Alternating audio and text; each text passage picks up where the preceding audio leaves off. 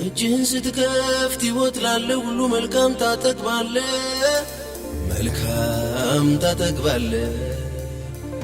የሰራዊት ጌታ ቅዱስ እግዚአብሔር እንዴት ደግ አምላክ ነህ፣ እንዴት ደግ አምላክ ነህ። ሃሌሉያ! ክብር ለእግዚአብሔር ይሆን። እግዚአብሔር እጅግ አድርገን እናመሰግናለን። እንደ እግዚአብሔር ያለ ማንም የለም። አብረን እንጸልይና በማይለወጠው ለዋጭ ዙሪያ የተወሰኑ ነገሮችን ዛሬ አብረን እንነጋገራለን። እግዚአብሔር የተመሰገነ ይሁን። እግዚአብሔር እንዲያስተምረን አብረን እንጸልያለን። ቅዱስ አባታችን እናመሰግናለን። እግዚአብሔር ሆይ እንድትረዳን፣ እንድታግዘን፣ ዛሬንም ነገንም ካንተ ጋር መስራት እንድንችል ልባችን እንድትከፍት ሐሳብህን እንድትገልጥልን እግዚአብሔር ሆይ በዚህም በልዩ ልዩ ስፍራ ሆነው የሚሰሙትን ሁሉ ልባቸው እንድትቃኝ በሐሳብህ ባንተ ዕውቀት ባንተ ብርሃን እንድትመራቸው በኢየሱስ ክርስቶስ ስም እንለምንሃለን። ደግሞ ዛሬ የምንነጋገረውን አንተ ክቡር ያልከውን ትዳር፣ አንተ ክቡር ያልከውን ቤት እግዚአብሔር ሆይ ዋና የሚባሉትን መሰረታዊ እውነቶች ነፍሳችን ውስጥ እንድትከትልን በኢየሱስ ስም እንለምንሃለን። ቃል ሲናገር ነፍስ ያለ ዕውቀት ትሆን ዘንድ መልካም አይደለም ተብሎ እንደተጻፈ መልካም ያልሆነ ነገር እግዚአብሔር ሆይ በቤታችን በሕይወታችን እንዳይኖር መልካም የሆነው ነገር ሁሉ ከኛ ጋር እንዲሆን በኢየሱስ ስም እንጠይቃለን። ስለ ሁሉ ተባረክ። ይህን ጊዜ ባርክልን። በዚህ ያሉትን እንዲሁም ደግሞ በልዩ ልዩ ስፍራ ሆነው የሚሰሙትን ሁሉ እንድትባርካቸው በኢየሱስ ስም እለምንሃለሁ። ታናሽ ባሪያህን እርዳኝ፣ በጸጋህ ደግፈኝ፣ በኢየሱስ ስም አሜን። እግዚአብሔር የተመሰገነ ይሁን። ጌታን እጅግ አድርገን እናመሰግናለን። እንግዲህ በዚህ ክፍለ ጊዜ ላይ የምናነሳው ትዳር ነው። ትዳር በጣም ወሳኝ የሆነ ጉዳይ ነው። ትዳር በትክክል ሰው ከያዘው የሰውን ኑሮ ሕይወት ወደ በጎ መስመር የሚያስገባ ወደ በጎ የሚለውጥ በትክክል ከያዙት ሰዎች እንደዛ ሊሆንላቸው የሚችል በትክክል ደግሞ ካልተያዘ ወደ ክፉ ሊለወጥ የሚችል በትክክል ካልያዝነው ያለ ዕውቀት ከያዝነው ደግሞ ጤናማ ያልሆነ ውጤት የሚሰጥ ጉዳይ እንደሆነ ትዳር በባለ ትዳሮች ብቻ ሳይሆን በሚመጣው ትውልድ ሁሉ ላይ ተጽዕኖ የሚያደርግ እንደሆነ ማወቅ በጣም ያስፈልጋል። ስለዚህ በትክክል ከያዝነው ለእኛም ለትውልድም ስለሚሆን በትክክል ካልያዝነው ደግሞ እኛንም ትውልድንም የሚጎዳ ጉዳይ እንደሆነ ልብ ልንለው ያስፈልጋል። እንግዲህ ባለትዳሮች ብቻ ሳይሆኑ በሚመጣውም ትውልድ ላይ ተጽዕኖ የሚያመጣ ነገር መሆኑን ስንት ሰው አውቋል? ይህንንስ ነገር አውቀን ምንድን ያደረግነው ማለት አለብን። ምክንያቱም እንደዚህ የሆነ ጉዳይን ነው፣ ግን በግድ የለሽነት ተይዞ የሚንከባከቡ ሰዎች አጥተው ጠፍቶት ጉዳዩ ይሄው እየባከነ በየጊዜው ቁጥሩ እያሻቀበ የብዙ ሰዎችን ቤት ኑሮ ትዳር እየፈራረሰ ትኩረት አጥቶ ብዙዎች በግዴለሽነት እንደ ልባቸው ሲያደርጉት የሚታይ ነገር ሆኗል። እንግዲህ ትዳር የእድሜ ልክ ትምህርት ቤት ነው። ብዙ ጊዜ እናገራለሁ። እድሜ ልካችንን የምንማርበት ማንመረቅበት ተቋም እንደሆነ ማወቅ አለብን። ስለዚህ ብቻውን የሚኖር ሰው ከሌላ ሰው ጋራ መኖር የሚለማመድበት ብቸኛ ሲንግል የሆነ ሰው ከሌላ ሰው ጋራ አብሮ መኖር የሚለማመድበት ትምህርት ቤት ነው። ከሌላ ሰው ጋር መኖር ምን ማለት እንደሆነ የግድ ኖሮ የሚማረው ነው። ከሌላ ሰው ጋር መኖር ተብሎ አንድ ብቸኛ ሰው የሚማረው የሚጽፈው ሳይሆን የሚማርበት ነው። ከሌላ ሰው ጋራ ሕይወቱን ሼር አድርጎ ጊዜውን ሼር አድርጎ ራሱን ሼር ሰጥቶ የሚለማመድበት ራሱን ከሌላ ሰው ጋራ የሚያገኝበት ያንን ትምህርት የሚያገኝበት ባሎች ባልነትን ወንድነትን ባል መሆንን ወንዶች የሚማሩበት ሴቶች ሚስት መሆንን የሚማሩበት። ምክንያቱም ሴት ብቻ ሆና ወይ ወንድ ብቻ ሆኖ መኖር በራሱ ምንም አይደለም። ሚስትነትን ሰው የሚማረው ሚስት ሲሆን ነው። ባልነትን የሚማረው ባል ሲሆን ነው። አባትነትን የሚማረውም አባት ሲሆን ነው። አባትነትን እናትነትን ሴት የምትማረውም እናት ስትሆን ነው። ስለዚህ ትዳር በጣም ብዙ ነገር የሚያስተምር የሚገርም በህይወት ዘመን ሁሉ ተምረን የማንጨርሰው እንዲሁ እየተማርን ሳንመረቅበት የምንወጣው ተቋም መሆኑን ማወቅ አለብን። ትዳር ከቤተሰቦቻችንና ከዘመዶቻችን ጋር ተግባብቶ መኖርን የምንለማመድበት ተቋም ነው። ከቤተሰቦቻችን ጋር እንዲሁም ከሚስቶቻችን ቤተሰቦች፣ ከባሎቻችን ቤተሰቦች፣ ከሌሎች ሰዎች ተግባብተን እንዴት ነው የምንኖረው? ምክንያቱም ብቻችንን በነበርንበት ጊዜ የነበረው ላይፍ ስታይላችን ይቀየራል። ስናገባ ሚስት ይኖረናል። ስናገባ የሚስት ቤተሰቦች ይኖራሉ፣ የባል ቤተሰብ ይኖራል፣ ዘመዶች ይኖራሉ። ከነሱ ጋራ ትምህርት ቤት ነው፣ እሱንም የምንለማመድበት ነው። ከዘመዶች ጋራ እንዴት መኖር እንዳለብን፣ ትዳር፣ ልጆች ማሳደግን የምንማርበት፣ ልጆች ይመጣሉ ማሳደግን የምንማርበት የምንለማመድበት። አንድ ወንድ ሲንግል ሆኖ ይኖር የነበረበት ጊዜ ላይ አግብቶ መኖር ሲጀምር ነው ልጅ የሚያመጣው። እዛ ጋር ነው የሚለማመደው። ስለዚህ አባትነትን ሰው ይማርበታል።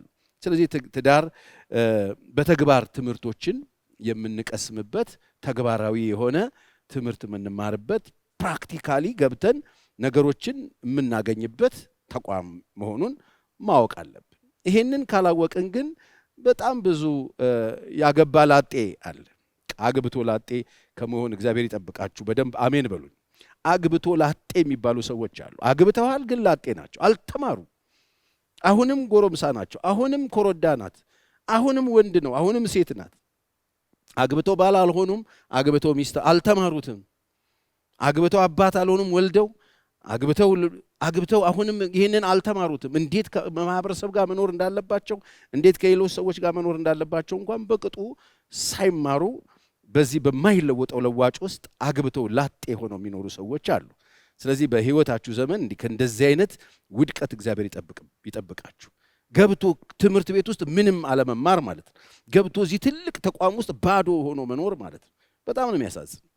አንዳንድ ሰዎች ገብተዋል 4 ዓመት 5 ዓመት 10 ዓመት ምንም ነገር ሳይዙ አሁንም ገና ጎረምሳ ሆነው ድሮ ካፌና መሸታ ቤት የነበረው ማንነት ይዞ ቁጭ ያለ በጣም ብዙ ሰው አለ።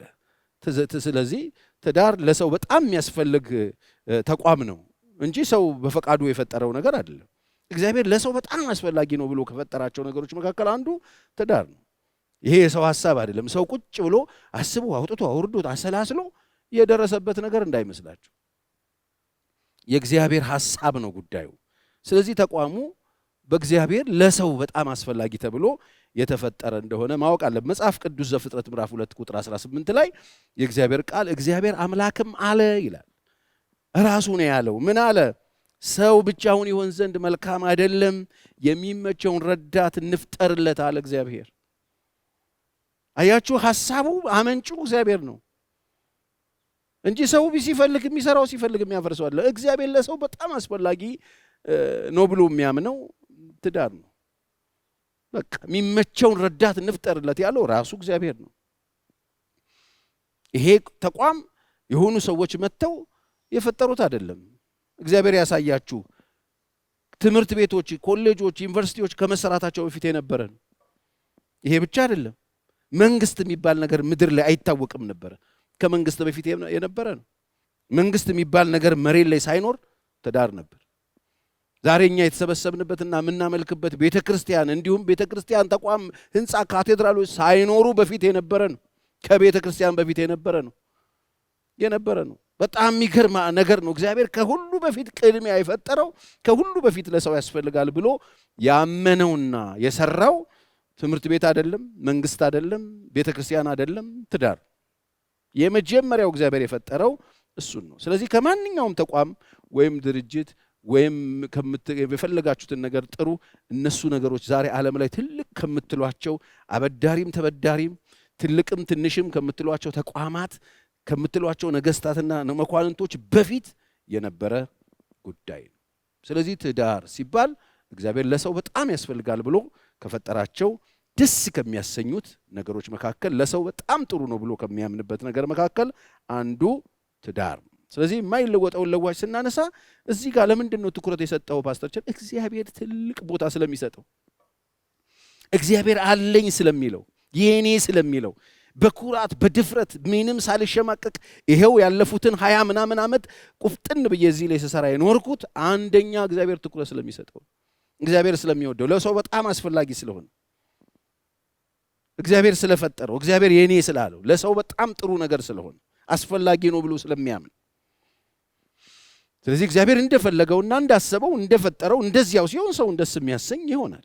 እግዚአብሔር እንደፈጠረው እንደፈለገው፣ እግዚአብሔር እንዲመራበት እንደፈለገው እንደ መርሁ ሲንይዘው ሰውን በጣም ደስ የሚያሰኝ፣ ሰውን በጣም የሚያዝናና ትልቅ ተቋም ነው። መቼ? እግዚአብሔር እንደፈጠረው፣ እግዚአብሔር እንዳሰበው፣ እግዚአብሔር እንዳቀደው ከያዝ ነው። መርሆቹን ከጠበቅንለት፣ እግዚአብሔር እንዲያዝለት በፈለገው መጠን ልክ ከያዝንለት ደስታ የሚሰጠን እንደሆነ ማወቅ አለብን። ለዚህም ነው በጣም ደስተኛ ቤትና ትዳር ሲታይ ሰው ሁሉ ለማግባት የሚመኘው። በቃ ትዳር መያዝ እፈልጋለሁ፣ እኔም ማግባት እፈልጋለሁ እንደዚህ ከሆነ። ምክንያቱም ሰዎች በትክክል ከያዙት የሚያስደስት ከመሆኑ የተነሳ ለሰዎቹ ብቻ ሳይሆን ለተመልካቹም ለሌላውም ሰው ሞቲቬት የሚያደርግ የሚፈለግ፣ እኔም ገባበታለሁ የሚሉበት ዋናው ምክንያት ትዳር ባለቤቱ ተቋሙ እግዚአብሔር ስለሆነ ነው። የእግዚአብሔር ተቋም ነው። ስለዚህ ሰዎች ይገቡበታል። የሚገርመው ነገር ደግሞ በጣም አስፈላጊ መሆኑን የምታውቁት ሰዎች በትዳራቸው ተማረው ተቃጥለው ብለው ሁለተኛ ብለው ከፈቱ በኋላ ለምን ይደግሙት? ለምን ደግሞ ይፈልጉት? በቃ ለሰው አስፈላጊ ስለሆነ ፈልገው ተማረውበት ወጥቻለሁና ድጋሚ እዛ ነገር ውስጥ እንኳን አልገባም አይሉ ተመልሰው ይፈልጉት። ለምን? ለሰው በጣም አስፈላጊ ስለሆነ፣ ለሰው በጣም ወሳኝ ስለሆነ። መሮት የወጣ ሰው ለምን ወጥቶ አርፎ ለምን አልተቀመጠም? ለምንድን ነው ድጋሚ ስለማግባት የሚያስበው? ድጋሚ ስለማግባት የምታስበው ለምንድን ነው? ትናንትና የመረራት ነገር ውስጥ ዛሬ ለምን ትገባለች? ትናንትና የመረው ነገር ሰው ለምንድን ነው መግባት የሚያስበው የሚፈልገው ብለን መጠየቅ አለብን። ምክንያቱም በጣም አስፈላጊ ነው። ሰዎችን እግዚአብሔር አምላክ ይጠቅማቸዋል፣ ለሰዎች በጣም ጥሩ ነው ብሎ ከሚያምንባቸው ነገሮች መካከል አንዱ ሜሬጅ፣ ትዳር። ባለቤቱ እግዚአብሔር ነው፣ ፈጣሪው እግዚአብሔር ነው። ስለዚህ ዛሬ እግዚአብሔር ትዳርን ፈጥሯል። ለምን ፈጠረው? ለእኔ። ለምን ፈጠረው? ደስተኛ እንደሆንበት። ደስተኛ የሚያደርገኝ እንዴት ስኖረው ነው? እሱ እንደፈለገው እሱ እንደፈቀደው ሲይዝለት። እንዴት ነው የሚይዝለት? አክብሬ። ለዚህ ነው የዕብራውያን ጸሐፊ ምዕራፍ 13 ቁጥር 4 ላይ እንደዚህ ይላል፣ መጋባት በሁሉ ዘንድ በተማረው ባልተማረው፣ ባለስልጣኑም በተራው ሰው፣ በትንሹ በትልቁ፣ በውጩ በግቢው፣ በነጩ በጥቁሩ፣ በሁሉም ዘንድ መጋባት በሁሉም ዘንድ ክቡር ነው የሚለው። አያችሁ፣ ክቡር የሆነበት ምክንያት ክቡር እግዚአብሔር ስለፈጠረው። ክቡር እግዚአብሔር አክብሮት ከምንም ነገር በፊት የፈጠረው ስለሆነ እግዚአብሔር ከምንም ነገር በፊት ዓለም ላይ ያስፈልጋል ብሎ ትኩረት ሰጥቶ የፈጠረውን ነገር ከምንም ነገር በፊት ልንይዘው ሲገባ ከምንም ነገር በኋላ ስለጣል ነው ዓለማችን አሁን ያለችበትን ገጽታ ይዛለች።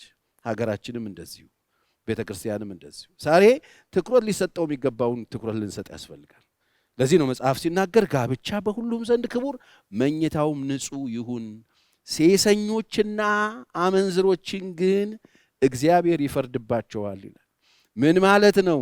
ትዳርን በክብር የማይዙ ሰዎች፣ ትዳርን እንደ ነገሩ የሚይዙ ሰዎች፣ በግዴለሽነት የሚይዙ ሰዎች፣ በሴሰኝነትና በምንዝርና ሕይወታቸውን ለክፈውት ለትዳር የሚሰጠውን ክብር አንሰጥም የሚሉ ሰዎችን ግን መንግሥት ይፈርድባቸዋል አይልም። ሚስቶች ይፈርዱባቸዋል አይልም። ባሎች ይፈርዱባቸዋል አይልም። የሚፈርድባቸው ራሱ እግዚአብሔር ይፈርድባቸዋል። ምን ታስባላችሁ? ምን ታስባላችሁ እናንተ ሰዎች? እግዚአብሔር ክቡር ያለውን ነገር በክብር ባለመያዝ ምክንያት እሱን እንደ ነገሩ ጥሎ ምንዝርናና ርኩሰትን ሰው ከመረጠ ዋጋ ይከፍላል። ፈራጅ አለ። ለምን? ተቋሙ ተነክቶበታል። እግዚአብሔር ተነክቶበታል። አለኝ የሚለው አክብሮ የፈጠረው ለሰው በጣም አስፈላጊ ብሎ ሰው ሳይጠይቀው ለሰው በጣም ወሳኝና ምርጥ ነገር ነው ብሎ የፈጠረውን ነገር አቢውስ ተደርጎበታል። ስለዚህ ምን ይሆናል? ራሱ እግዚአብሔር ይፈርድበት። በምንድን ነው አቢውስ ያደርጉት?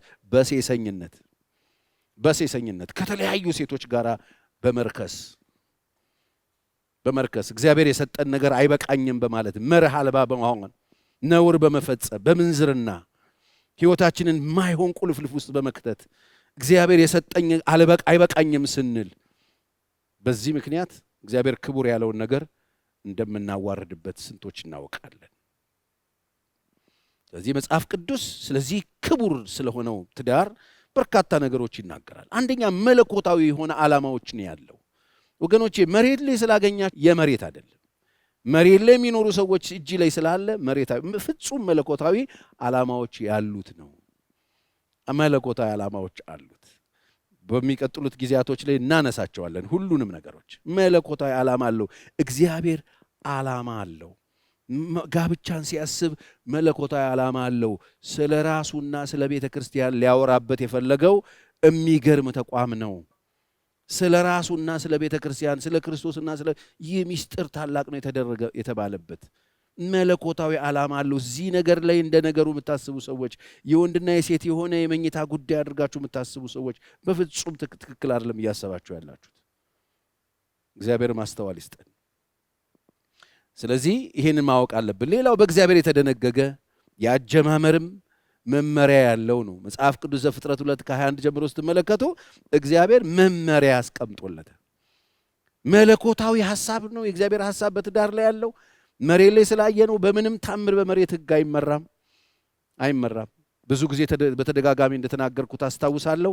በምድር ላይ የምንንቀሳቀስባቸውን የምንጠቀምባቸውን የምንገለገልባቸውን መገልገያ ንብረቶቻችንን ሲሰሩት ሰዎቹ ለምሳሌ መኪናን ሲሰሩት መኪና በአስፓልት እንዲሄድ፣ መርከብ የሰሩት ሰዎች መርከብ በባህር እንዲሄድ የሰሩት ይህንን የሚያክል ትልቅ በጣም ብዙ ሺህ ቶን የጫነ መርከብ የሚሄደው በውሃ ነው። እሱን አውጥተን በመሬት በአስፓልት ሂድ ማለት አንችልም። ባቡር በሐዲድ እንዲሄድ ያንን ፍጥነት ይዞ በዛ ልክ እየበረረ የሚሄደው ባቡር በሐዲድ እንዲሄድ፣ እንዲሁ አውሮፕላንን ሲሰሩት አውሮፕላን በአየር እንዲሄድ አድርገው ነው የሰሩት። ሁሉም ስርዓቱንና ወጉን የራሱ የተፈጠረበትን ሳይንስ ጠብቆ ነው የሚሄደው። የተፈጠረበትን ዓላማ፣ የተፈጠረበትን መርሆች፣ የተፈጠረበትን በስነ ስርዓት ማኑዋሉን መሰረት ያደረገ እንቅስቃሴ የማያደርግ ከሆነ አደጋ መፈጠሩ አይቀርም። ባቡርን ከሐዲድ ካወጣው ችግር ውስጥ ነው የምትከተው። ማን ነው መርከቡን ከውሃ ካወጣው አይጠቅምህም። ግዙፍ እንቅፋት ነው የሚሆነው። መኪናን አንስቼ ውሃ ውስጥ ከታለው ካልክ ንብረት አልባ ነው የምትሆነው። አውሮፕላንን አንስተን ከአውሮፕላን ማረፊያ ከቦሌ አውጥተን መሬት ላይ እኮ አለ እኮ እያየነው ነው። አንዳንዴ ሲያኮበኩብ እዛው በአስፓልት ላይ ነው ሲሄድ የምናየው። ከዛ አውጥተን ግን በቦሌ ቡልቡላ ወይ በቦሌ ሮድ እንዳብንለው መንዳት እንችላለን ወይ? አንደኛ አውሮፕላን አይኖረንም፣ ሁለተኛ አውሮፕላኑ ራሱ የሚያደርሰው አደጋ በጣም ብዙ ነው። ለዚህ ነው ሰዎች መለኮታዊ የሆነ የእግዚአብሔር ዓላማ ያለበት ጉዳይ ተቋሙ መሆኑን አለማወቃችን የሚገርመው ነገር የሚያመጣው ዳሜጅ በጣም ብዙ ነው። በትውልድ ላይ፣ በሀገር ላይ፣ በህዝብ ላይ የሚያመጣው ተጽዕኖና ችግር በጣም ሰፊ ነው። እዚህ ይህን ማወቅ አለብን። የሰማይን ሕግ ጠብቀን ነው የምንሄደው። መሬት ስላየ ነው በመሬት ሂድ አይባልም። ትዳርን መሬት ላይ ሰሪሞኒ እናረጋለን፣ መሬት ላይ ቃል ኪዳን እናረጋለን። የምንመራበት መርህ ግን መጽሐፍ ቅዱሳዊ ነው። መጽሐፍ ቅዱሳዊ መሰረት አስቀምጦለታል። ወሳኝ የሆኑ መሰረቶች ዛሬ ቤታችሁ የታመመ፣ ዛሬ ቤታችሁ ችግር ውስጥ የወደቀ፣ ዛሬ ቤታችሁ ውስጥ የታመመባችሁ፣ በልዩ ልዩ ቁስቁልና ውስጥ ቤታችሁ የገባባችሁ ሰው እስቲ ዞር በሉና ጋብቻው ሊያዝበት የሚገባውን መርህ ጋር ውሰዱና ትዳሩን ቁጭ አርጉትና ይሁት እስቲ። ይሄንን እኔ በክላስ የምሰጠው ትምህርት ነው። ቁጭ አርጉት እስቲ። ዘፍጥረት 2 ጋር ውሰዱና አስቀምጡትና ምንድን ነው የሚለው በሉና ቼክ አርጉ። ፈጠረው፣ አዳምን አስተኛው፣ ዲፕ አኔስቲዚያን ሰጠው፣ እንቅልፍ ጣለበት። እግዚአብሔር ከዛ ሴት አወጣ፣ ሰራ፣ አመጣለት። እቺን አግባ፣ እቺን ካላገባ ትሞታለህ አላለውም። ራሱ ነው እቺ ነች ያለው። ልክ ዛሬ ብዙዎቻችን እንደመረጥ ነው ማለት ነው። አሁን በግድና በሆነ በተጽዕኖ እንደገባ ሰው ለምን እንደምንሆን አይገባኝም። እኔ ተጠልፈው የገቡትን ሰዎች አይመለከትም። ነገር ግን ተጋብቶ ተጠባብሶ ተነጋግሮ ተፈላልጎ ተቀጣጥሮ መዓት ወጪ አውጥቶ ብዙ ነገር አድርጎ ደግሶ ጨፍሮ ገብቶ ዛሬ ይህንን መረዳት ሰው እንዴት ያቅተዋል? ይሄው ገባ እዛ ጋር እንዳዳዳ መርጦ እቺ ናት የኔ ያለው፣ እቺ አጥንቴ ስጋዬ ብሎ ለይን ሲልለት እግዚአብሔር ምንድን ነው ያለው? እናትና አባቱን ይተዋል አለ ሰው። ይሄ መርህ ለአዳም አይደለም የተጻፈው። ይሄ መርህ ለሔዋን ምንም አይጠቅማት። ለምን ካላችሁኝ አዳምና ሔዋን እናትና አባት የላቸው። እግዚአብሔር ዓለምን ፈጥሮ ከጨረሰ በኋላ መጀመሪያ የሰራው እናትና አባት አይደለም፣ የሰራው ባልና ሚስት ነው። ባልና ሚስት እንደ አዲስ ዛሬም ደጋግሜ ብናገረው የማይሰለቸኝ እውነት ይሄ ነው። ዛሬ በእናትና አባቶቻችሁ ምክንያት ትዳራችሁን እያመሳችሁ ያላችሁ ሰዎች የላችሁ? ለምን ሲባል ይተዋል ያለው እኮ ከዛ በኋላ የሚመጡ ባለትዳሮች እናትና አባት ስለሚኖራቸው ነው።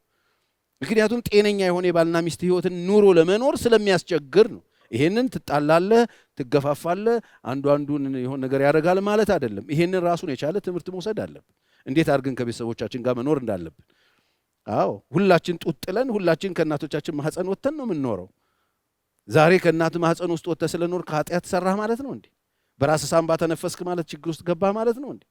ዛሬ ለምንድን ነው በእናት ሳምባ ማተነፍስ? ዛሬ በወላጆቻችን አንድ እንትን ማን በላው ለምንድን ነው? አድግና ተወለድና። ይሄ የህይወት ስርዓት ስለሆነ ስለዚህ በእግዚአብሔር የተደነገገ የማይለወጡ መርሆች ያሉት ጉዳይ እንደሆነ ማወቅ አለብን። ሌላው በድንገትና በእድል እንደሚገባ አይነት ሰዎች ያስባሉ። በእድልም በድንገትም ሰዎች የሚገቡበት አይደለም። ባለፉት ጊዜያቶች ለወጣቶች እንደነገርኩት ማለት ነው አስታውሳለሁ። በእድል የምንገባበት አይደለም። በእድል የሚገባበት አይደለም። በቃ አስበን አውጥተን አውርደን በትክክል መርጠን በድንገት ዘለን የምንገባበት በዱብዳ በእጣ የሚባል ጉዳይ አይደለም። ይህንን ማወቅ ያስፈልጋል። እግዚአብሔር ሲኖርበት ትዳር የመንፈስ የነፍስና የስጋ ፍጹም አንድነት የሚፈጠርበት መሆኑን ማወቅ አለብን። እንደዚህ አይነት ተቋም ነው ተቋሙ። በስጋ ሰዎች ደባልነት የሚኖሩበት ሳይሆን ነፍሳቸውም መንፈሳቸውም ስጋቸውም የሚቆራኝበት ፍጹም አንድ የሚሆኑበት አንዳቸው የአንዳቸው መሆናቸው የሚቀርበትና አንዳቸው የአንዳቸው መሆናቸው ቀርቶ አንዳቸውን የሚሆኑበት ፍጹም የሆነ ውህድ የሚፈጠርበት የሚገርም አይነት አንድነት የሚፈጠርበት ተቋም ነው። የእግዚአብሔር ፍቃድ ያለበት ትዳር በእግዚአብሔር የተደነገገ የሥራ ድርሻም አለው። በእግዚአብሔር ዓላማ ገብቶን የምንገባ ከሆነ ሮል አለው፣ የሥራ ድርሻ ሁሉ አለው። ለዚህ ነው መጽሐፍ ቅዱስ ኤፌሶን ምዕራፍ 5:21 ላይ እያንዳንዳችሁ በእግዚአብሔር ፍርሃት የተገዛችሁ ሁኑ ይላል። በእግዚአብሔር ፍርሃት የተገዛችሁ ሁኑ ይልና ባሎች ክርስቶስ ቤተክርስቲያን እንደወደዳት ሚስቶች ቤተክርስቲያን ለክርስቶስ ሮል ነው የተሰጠው። ባል የሚሰራው ስራ አለ፣ ሚስት የምትሰራው ስራ አለ። እዚህ በእግዚአብሔር ፈቃድ ስትገቡበት ሮል አላችሁ፣ ኃላፊነት አላችሁ። ከዚህ ውጭ ካረጋችሁት ግን ትገምታላችሁ። እየገመታችሁ ደግሞ የሚኬድ ነገር አይደለም። አውሮፕላን ከኛ በእድሜ ያነሰ ሰው ሊያበረው ይችላል። ስለዚህ ይሄ ያበረረውን ያቅተኛል እንዴ ተብሎ አውሮፕላን ውስጥ ገብቶ እንቅስቃሴ ለማድረግ እንደመሞከር ነው። የእግዚአብሔር ዓላማ ካልገባን ትዳር ኃላፊነቱና ጉዳዩ ምን አይነት ውስብስብ እንደሆነ ምን አይነት ጥንቃቄና እውቀት የሚፈልግ መሆኑን ካላወቅን እመኑኝ ማንም ሰው ይሄን መኖር አይቻልም። እድሜ የደረሰ ለወሲብ በቅቻለሁ ተብሎ የሚገባበት አይደለም። ኃላፊነት ለመውሰድ ሮልን ለመወጣት እግዚአብሔር የሰጠኝ የሥራ ድርሻ ምንድን ነው ብለን ጠይቀን አስበን አውጥተን አውርደን በዛ ነገር ላይ ከኛ የሚጠበቀውን ነገር ለማድረግ ይህንን ኮሚትመንት ለመወጣት ኃላፊነታችን ለመወጣት በኃላፊነት ስሜት የምንገባበት የእግዚአብሔር ተቋም መሆኑን በፈቃዱ ከገባን በኋላ ተቋሙ ባለቤቱ የማይለወጥ እንደሆነ እሱ ባለቤቱ እግዚአብሔር እንደሆነ በጣም ለሰዎች አስፈላጊ ነው ብሎ የሚያምንበት እንደሆነ ለሀገር አስፈላጊ ነው ብሎ እንደሚያምንበት ለቤተ ክርስቲያን በጣም አስፈላጊ ነው ብሎ እንደሚያምንበት ወገኖች የእግዚአብሔርን ዋና ነገር ከጣላችሁ ሀገርም የለም፣ መንግስትም የለም፣ ቤተ ክርስቲያንም የለም፣ ተቋምም የለም። ውሸት። ስለዚህ አለኝ የሚለውን ይሄን ስንይዘው ነው ተቋም እንደ ተቋም ሲቀጥል ለምን እንደሚቆም ተቋም ይታወቃል። መንግስትም ሲኖር ለምን መንግስት እንደሚኖር ይታወቃል። ቤተ ክርስቲያንም ስትኖር ለምን ዓላማው እሱ ነው። እግዚአብሔር ያስፈልጋል ለሰዎች ብሎ የፈጠረው ሰው ብቻው መሆን የለበትም። ማህበራዊ ፍጡር ነው ብሎ እኮ የፈጠረለት እግዚአብሔር ነው። ተቋሙን ያመጣለት እግዚአብሔር፣ መርህ የሰጠው እግዚአብሔር። ያንን መርህ በኃላፊነት ስሜት ገብተን ሮልን የምንወጣበት ቦታ ነው። የሥራ ድርሻ አለ፣ የወንድ ድርሻ አለ፣ የሴት ድርሻ አለ። ስንቶቻችሁ ናችሁ ይህን ተምራችሁ ይህን አውቃችሁ ኃላፊነቱ ገብቷችሁ በዚህ ነገር ላይ የእኔ ድርሻ ምንድን ነው እያላችሁ አውቃችሁት እየሰራችሁ ያላችሁ? ዛሬ በጣም ብዙ ሰው የራሱን አላነበበም። እኔ ብዙ ጊዜ ይገጥመኛል በቢሮ ሰው የጎረቤት አንብበው የሚስቱን አንብበው የባሏን አንብባ ነው የምትመጣው። የባልን ማንበብ አይጠቅምሽም፣ የሚስትን ማንበብ አይጠቅምህም። ያንተን አንብበው። የሥራህን ድርሻ ወቀው። ጉዳዩ ባለቤቱ ማን እንደሆነ ወቀው። እንደምትጠየቅ ወቀው። ክቡር እንደሆነ ወቀው። እግዚአብሔር የሰጠህን እንደሚጠይቅህ ወቀው። ለዚህ ነው ክቡር ነው፣ መኝታው ንጹህ ነው። በቃ እግዚአብሔር አመፀኞችን፣ አመንዝረኞች፣ ሴሰኞችን ይፈርድባቸዋል። አዎ ከእግዚአብሔር ሐሳብ ውጭ የሚሆኑትን እግዚአብሔር ይፈርድባቸዋል። ስለዚህ ማስተዋል ይኖርብናል። ሮላችንን አውቀነዋል ወይ ብለን መጠየቅ አለብን። ለዛሬ የመጨረሻ ፖይንቴ ነው የሚሆነው እንደ እግዚአብሔር ፈቃድ የሆነ ትዳር በአንድ ወንድና በአንድ ሴት መካከል እስከ ሞት ድረስ የማያቋርጥ አንድነት የሚፈጸምበት ተቋም ነው። ጋብቻ ወይም ትዳር ስንል በአንድ ወንድና በአንድ ሴት መካከል እግዚአብሔር በቃ ሲፈጥር ወንድ ፈጠረ። ከዛ በኋላ ድጋሚ ሌላ ወንድ አልሰራም፣ በአፈር አልሰራም። በአንድ ወንድና ከውስጡ ባወጣት በሴት መካከል። ከውስጡ ባወጣት ማለት ልክ እሱን የሆነች ማለት ነው። ጋብቻ እንደሱ እሱን ነው የምትሆነው። ከውስጡ የወጣች ሴት ነው እግዚአብሔር ያለ። በወንድና በሴት መካከል የሚፈጸም በወንድና በሴት መካከል ሲፈጸም ደግሞ ለ5 ዓመት አይደለም፣ ለ10 ዓመት አይደለም፣ ለ15 ዓመት አይደለም፣ ለ20 ዓመት አይደለም፣ ለ30 አይደለም ለ30 ለ40 አይደል እስከ ሞት ድረስ አብረው በቃል ኪዳን አብረው የሚኖሩበት በጣም መሰረታዊ የሆነ ለቤት ለማህበረሰብ ለሀገር ለቤተ ክርስቲያን ለመንግስት ለተቋም ግንባታ በጣም ወሳኝ የሆነ ጉዳይ እንደሆነ መታወቅ አለበት። ይህንን እንደ ነገሩ ከጣልነው እመኑኝ እንደ ነገሩ የሆነ ሀገር ይኖረናል፣ እንደ ነገሩ የሆነ ማህበረሰብ ይኖረናል፣ እንደ ነገሩ የሆነ ቤተ ክርስቲያን። አሁን ያው እየተሰሙ ያሉ ጆሮን ጨው የሚያረጉ ነገሮች እየሰማን ያለ ነው። ስለዚህ ዛሬ እግዚአብሔር ቢፈቅድና ብንኖር በሚቀጥሉት ጊዜያቶች ላይ በቀጣይነት እናያለን። የእግዚአብሔር እቅድ በማይለወጠው ለዋጭ ተቋም ውስጥ የእግዚአብሔር እቅዶችን እያነሳን እቅዱ ምንድነው? እግዚአብሔር በዚህ ነገር ዓላማው እሱ ነው የፈጠረው ጉዳዩን እሱ ነው ብለናል። በዚህ ነገር ላይ እግዚአብሔር እቅድ ወይም እግዚአብሔር ሐሳብ ምንድነው የሚለውን ነገር በሚቀጥሉት ጊዜያቶች ለማየት እንሞክራለን። ዛሬ በነበረን ክፍለ ጊዜ ግን ያላችሁን ሐሳብም አስተያየትም ጥያቄም በወረቀትም እዚህ ያላችሁ መጻፍ ትችላላችሁ። እንዲሁም ደግሞ በልዩ ልዩ ስፍራ ሆናችሁ የምትሰሙም ሰዎች በዚህ ጉዳይ ላይ የተማራችሁትን ሐሳባችሁን መጻፍ ትችላላችሁ። ጥያቄ ካላችሁ ጥያቄያችሁ መጻፍ ትችላላችሁ። በሚቀጥለው ጊዜ ግን ስንገናኝ ለምንድን ነው የማገባው የሚለውን ሐሳብ እናነሳለን። በምን ምክንያት ነው የማገባው?